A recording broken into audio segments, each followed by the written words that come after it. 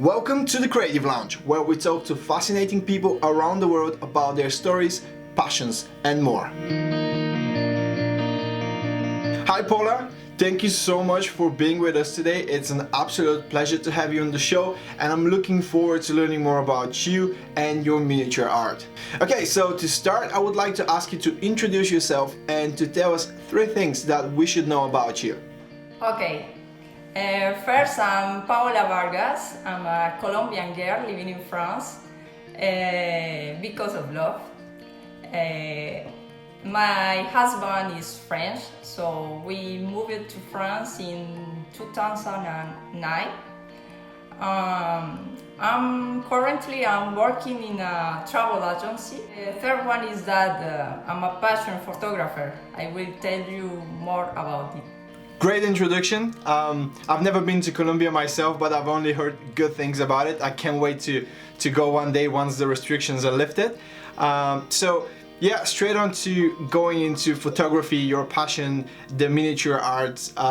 So can you tell us a little bit more about the miniatures art? How did it started? And was it your passion for photography that brought this to life? Just a little bit more about it. Last year during the quarantine, we all have time to reflecting and doing the things that we could never do due to lack of time. So I have always liked taking original photograph or out of the ordinary. Initially my models were my daughters. I have 2 daughters. And since they were born, every month I took a creative photo of themselves. As they grew up, they got tired of mommy demanding too much time to taking photos and instead playing with them. So one day, one of my daughters told me, "Hey mom, why do you find a little model to never get tired?" And she gave me a Playmobil. Since then, the idea of taking photos with miniatures was born and my passion about it. Amazing, that's a great story. So do you make the miniatures yourself, or do you buy them from somewhere and then you arrange them yourself? No, I buy the white miniatures and I paint by myself. Nice, nice. So you said you started about a year ago, yeah? Yeah.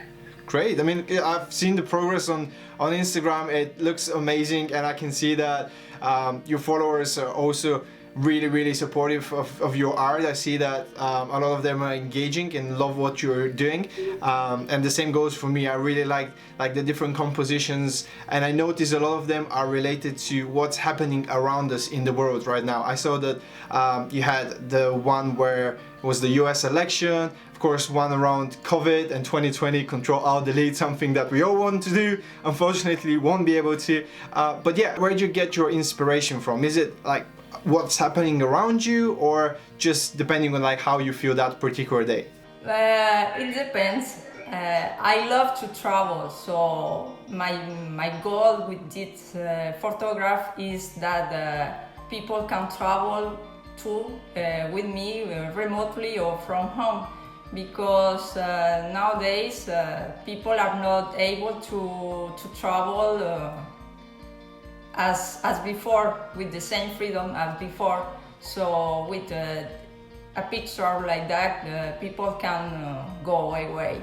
Yeah, that's a great thing actually, and funny you mentioned that, because I noticed a lot of your compositions around those miniatures figures having the time of their life in a swimming pool or somewhere around next to a river. There was one miniature composition where the figurine was within what looked like a cave, and I was like, oh my god, that looks amazing. And then when I clicked on the second image, it turns out it's actually in a shoe, and I was like, whoa, I mean, like how you can present something and bring the life and transport people through doing this. And I think COVID is here to stay for probably another year or so, so maybe those restrictions will keep going, unfortunately. But being able to travel through those figures is just amazing, and I think you're doing a great job.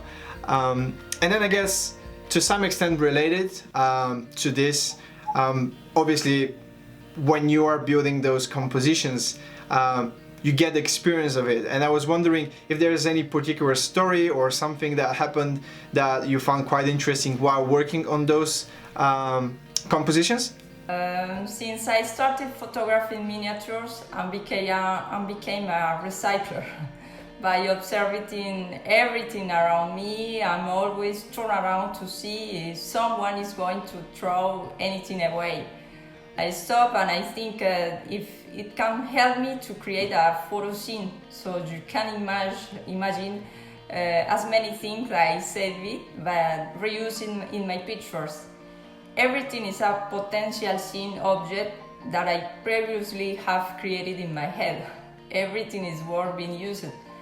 So one day my husband told me, hey, you wouldn't like to have your own space that you can take your photos and keep your things in your own space? At that moment I said, yes, of course, why not? Then he suggested our house garage to be used as my photo studio. Now I'm in the garage. He has renovated by changing and making it warming for me.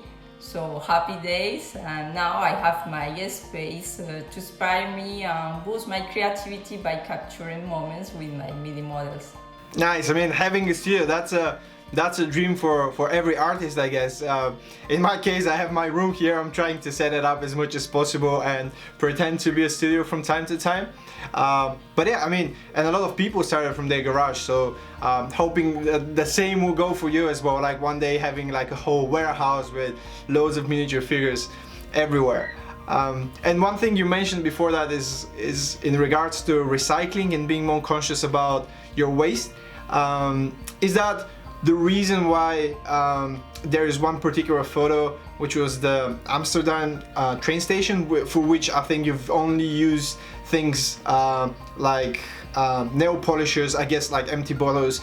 Is that your way of also showcasing that something that could be a garbage for someone could be an art in the hands of the right person?